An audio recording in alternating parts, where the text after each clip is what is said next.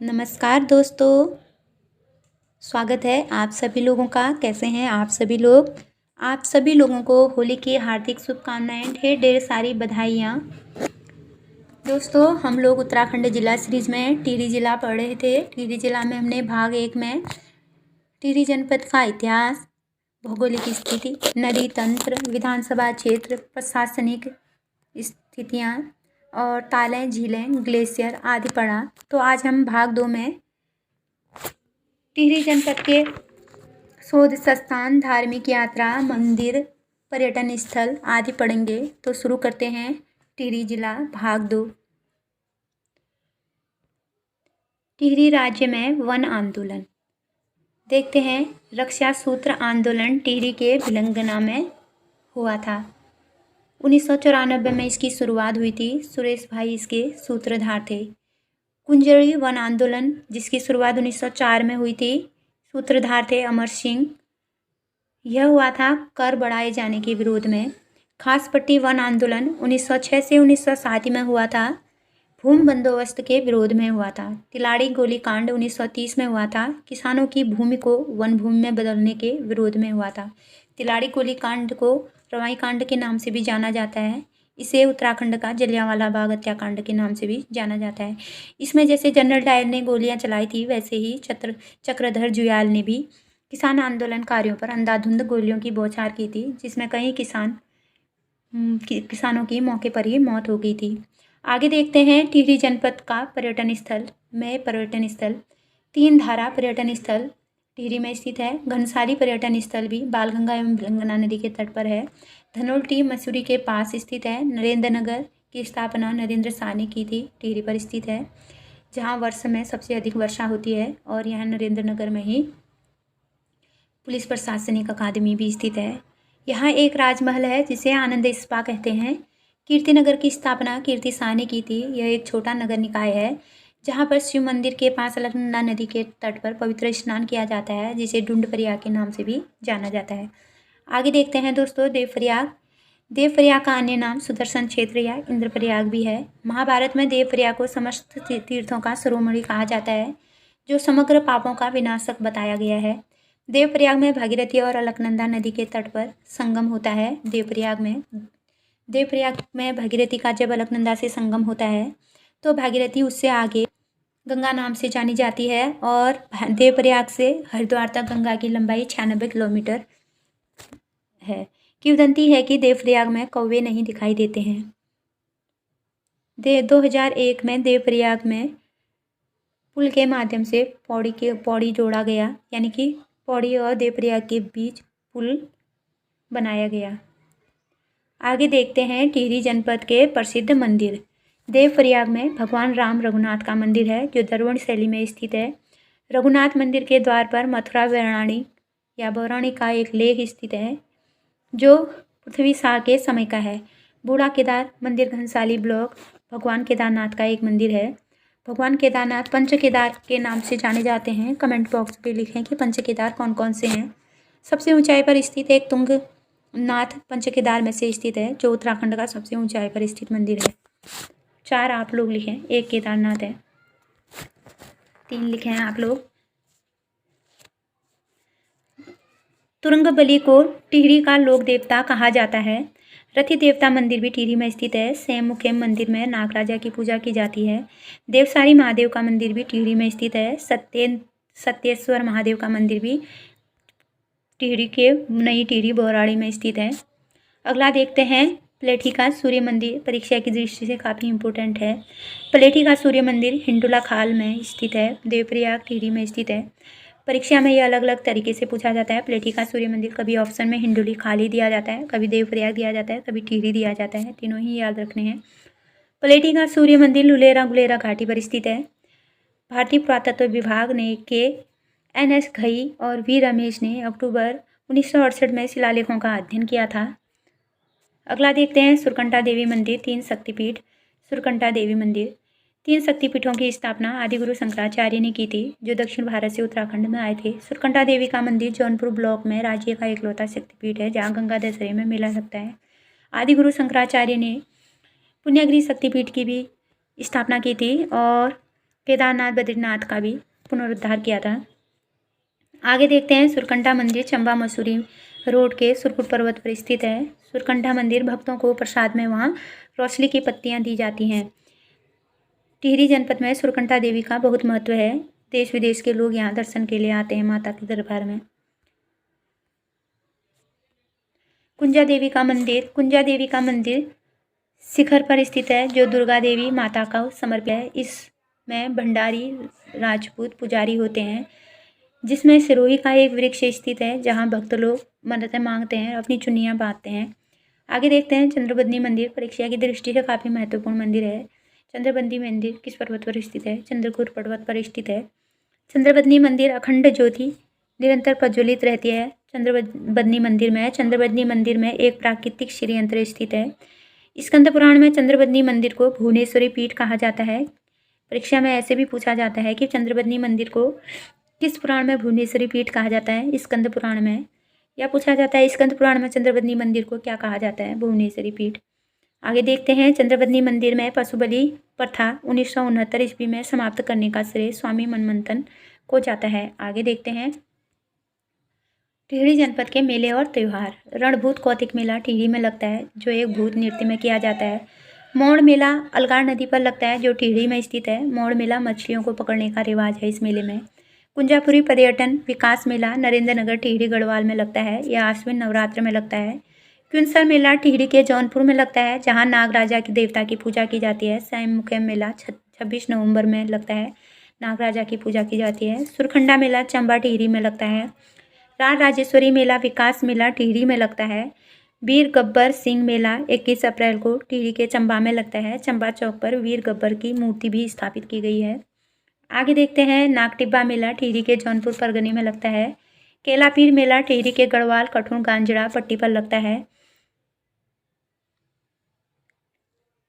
ज्वाला देवी मंदिर मेला देवढूंग ज्वालामुखी सिद्धपीठ पर लगता है। तिलका देवी मंदिर मेला टिहरी के जौनपुर नागटिब्बा में लगता है। संतरा देवी का मेला टिहरी गढ़वाल के केम्प्टी फॉल के पास लगता है। केम्प्टी फॉल मसूरी और टिहरी दोनों में ही आता है।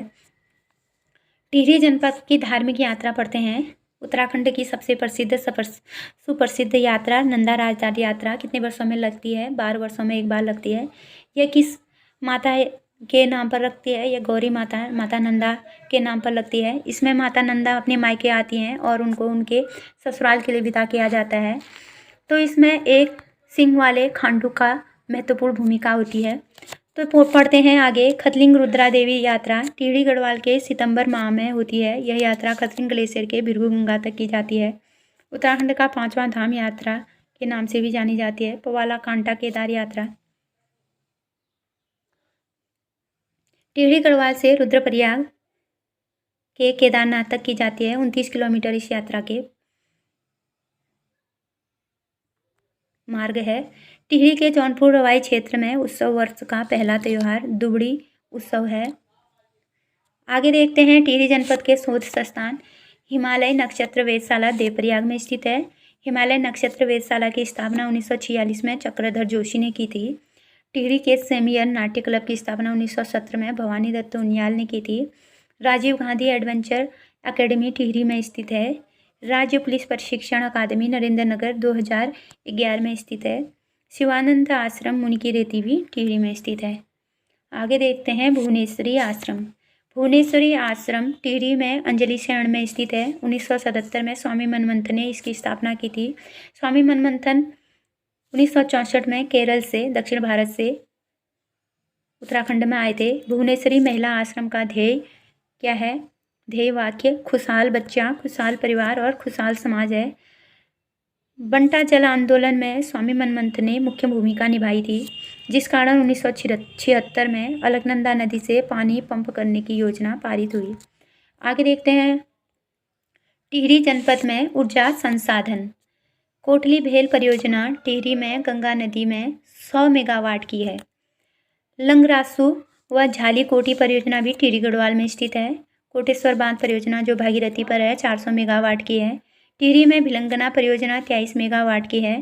टिहरी बांध परियोजना जो भारत की ही नहीं, उत्तराखंड की ही नहीं, भारत की ही नहीं, एशिया की सबसे ऊंची एशिया की प्रथम सबसे ऊंची परियोजना है टिहरी बांध परियोजना और भारत में चौथी नंबर की है।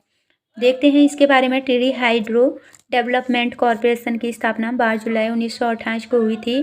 फरवरी 1989 को टीएचडीसी ने टिहरी जल परियोजना का कार्यभार संभाला। THDC institute of hydro engineering and technology Bhagirathipuram की स्थापना 2011 में हुई थी। आगे देखते हैं इसके बारे में। टिहरी बांध टिहरी बांध एशिया का सबसे ऊंचा बांध है और दुनिया का चौथे नंबर का ऊंचा बांध है। इसकी लंबाई 260.5 मीटर है। टिहरी बांध का कार्य 1978 में उत्तर प्रदेश के सिंचाई विभाग ने प्रारंभ किया। टिहरी परियोजना को राष्ट्रगांव की संज्ञा दी गई है।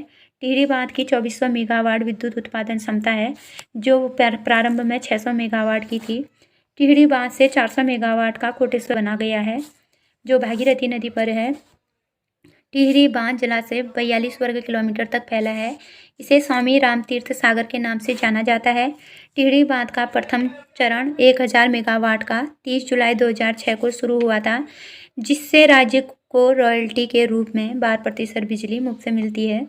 पूछा जा सकता है टिहरी बांध के प्रथम चरण में कितने मेगावाट थी? 1000 मेगावाट थी, जो 30 जुलाई 2006 को शुरू हुई। और राज्य में रॉयल्टी के रूप में कितना प्रतिशत मुफ्त बिजली दी जाती है? 12%। आगे देखते हैं। टिहरी बांध का डिजाइन किसने तैयार किया था? जेम्स ब्रून ने। 1986 में रूस के साथ क्या हुआ था? समझौता हुआ था टिहरी निर्माण का। टिहरी बांध के विरोध में सर्वप्रथम आवाज उठाने वाली राजमाता कमलेंदुमती शाह थी। इसके विरोध में 1979 में वीरेंद्र सकलानी ने बांध के विरोध में सुप्रीम कोर्ट में याचिका डाली। 1978 ईस्वी में टिहरी में बांध विरोधी समिति बनाई गई, जिसके अध्यक्ष विद्यासागर नौटियाल थे। 1991 ईस्वी में बांध विरोधी समिति का नेतृत्व सुंदरलाल बहुगुणा ने किया था और यहाँ धरना देकर 76 दिनों तक बांध निर्माण का कार्य रोका। आगे देखते हैं।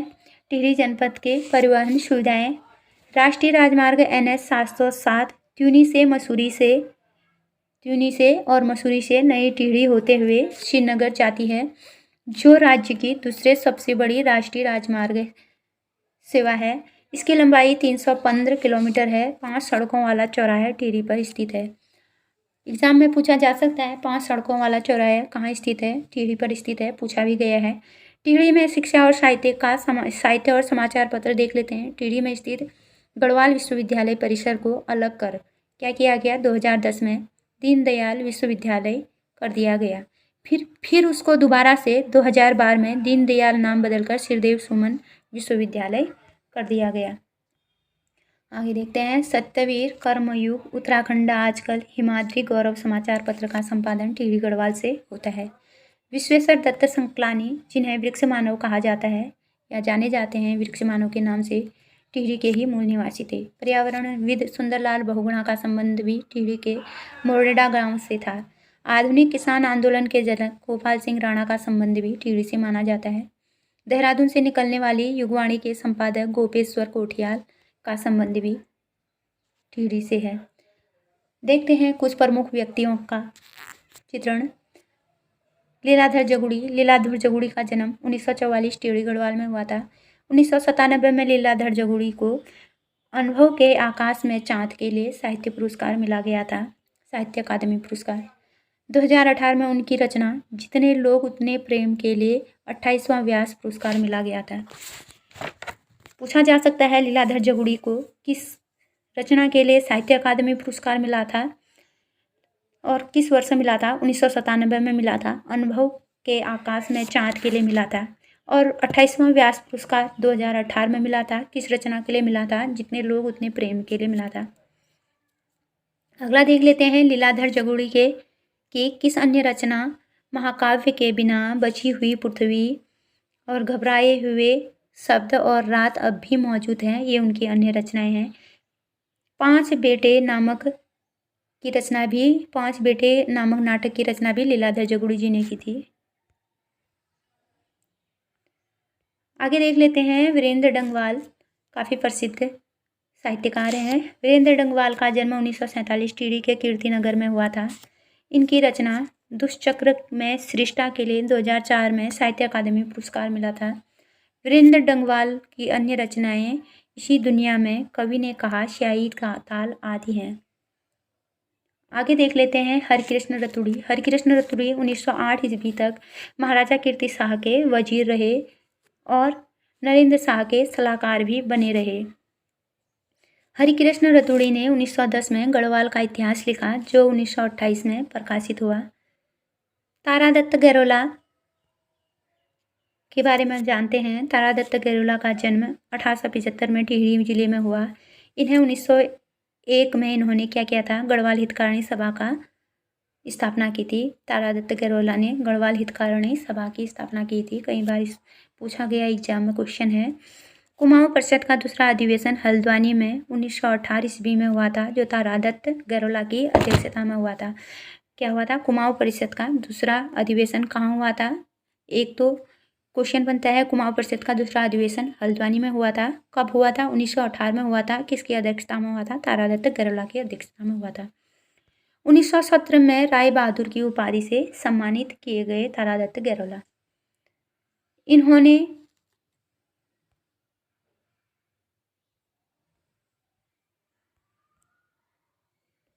देखते हैं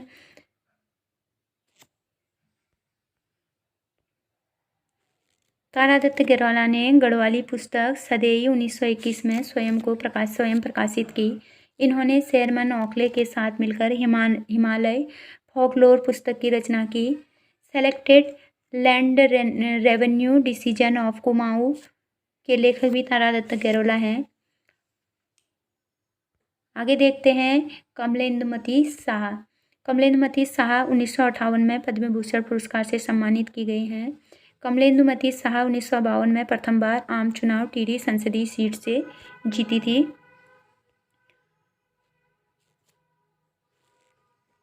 जीवन ज्योति नामक कविता संग्रह माई इम्प्रेशन ऑफ अमेरिका पुस्तक कमलेंदुमती शाह द्वारा लिखी गई। आगे देखते हैं श्रीदेव सुमन। श्रीदेव सुमन का जन्म 25 मई 1916 को हुआ था। श्रीदेव सुमन से काफ़ी बार प्रश्न पूछे जाते हैं, कुछ न कुछ। एक बार तो एग्जामिनर ने इनकी पत्नी का नाम ही पूछा गया था। जौल गांव में इनका जन्म हुआ था। श्रीदत्त बडोनी इनके पिता थे। हरिराम बडोनी श्रीदेव सुमन के पिता, श्रीदत्त बडोनी इनका बचपन का नाम था। श्रीदेव सुमन के पिता हरिराम बडोनी थे और माता तारा देवी थी और विनय लक्ष्मी इनकी पत्नी थी। एक बार और देख लेते हैं श्रीदेव सुमन जी का परिचय।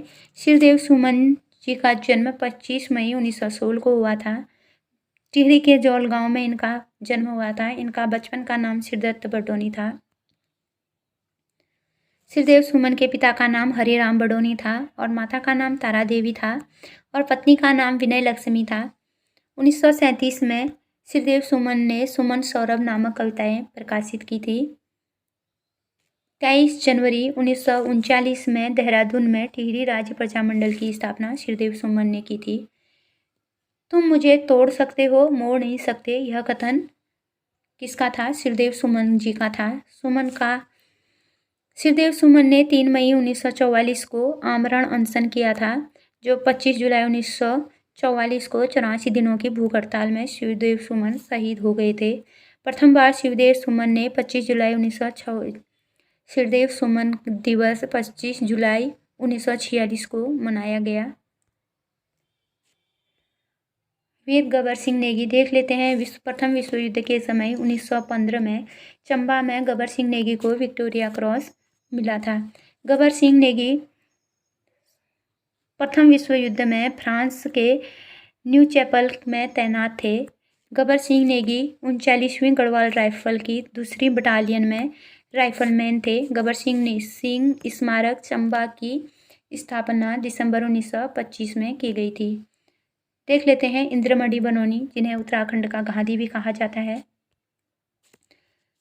उत्तराखंड का गांधी कहा जाता है इंद्रमणि बडोनी को। इंद्रमणि बडोनी का जन्म 24 दिसंबर 1924 को टिहरी के जखोली विकासखंड में हुआ था। इनके पिता का नाम सुरेशानंद बडोनी था। इंद्रमणि बडोनी केलधार नृत्य में कुशल नर्तक थे। 1956 में गणतंत्र दिवस की परेड में केदार नृत्य को देखकर तत्कालीन प्रधानमंत्री नेहरू जी झूम उठे थे। बडौनी जी मीराबेन के कहने से सामाजिक कार्यों में जुट गए। 1967 में देवप्रयाग के विधायक चुने गए। लोक संस्कृति दिवस में 24 दिसंबर को मनाया जाता है। इसे इंद्रमणि बडौनी जी के जन्म स्मृति में ही मनाया जाता है। जो लोक संस्कृति दिवस है 24 दिसंबर को मनाया जाता है। इसे इंद्रमणि बडौनी जी के जन्म स्मृति पर मनाया जाता है। आगे देख लेते हैं। खतलिंग ग्लेशियर की खोज भी इंद्रमणि बडौनी जी ने की थी। टिहरी जनपद के अन्य महत्वपूर्ण बिंदु देख लेते हैं। प्रतापनगर का पुराना नाम डांगधार है। रेकागढ़ प्रतापनगर में था। रतनगढ़ नरेंद्रनगर के कुंजड़ी में था। कांचड़ा गढ़पट्टी प्रतापनगर में स्थित है। मलेथापट्टी कीर्तिनगर में स्थित है। ज्वार प्रथा महिलाओं की संपत्ति अधिकार से संबंधित है। सल्टवाड़ा प्रथा लड़का पैदा होने पर मामा के घर ले जाने की प्रथा है। गंगपरिया बोली टिहरी गढ़वाल में बोली जाती है। याद आली टिहरी गढ़वाली फिल्म 2010 में बनी थी। उत्तराखंड के चेरापूंजी नरेंद्रनगर को कहा जाता है। राज्य का सबसे छोटा नगर निकाय कीर्तिनगर है। सानी मिलम टिहरी में स्थित है। टिहरी की प्रथम कृषि बैंक की स्थापना 1920 में नरेंद्र शाह के समय में हुई थी। अब देख लेते हैं टिहरी जनपद के वन एवं खनिज संपदा। लास्ट टॉपिक रहेगा हमारा इस सीरीज का। तो इसी के साथ हमारा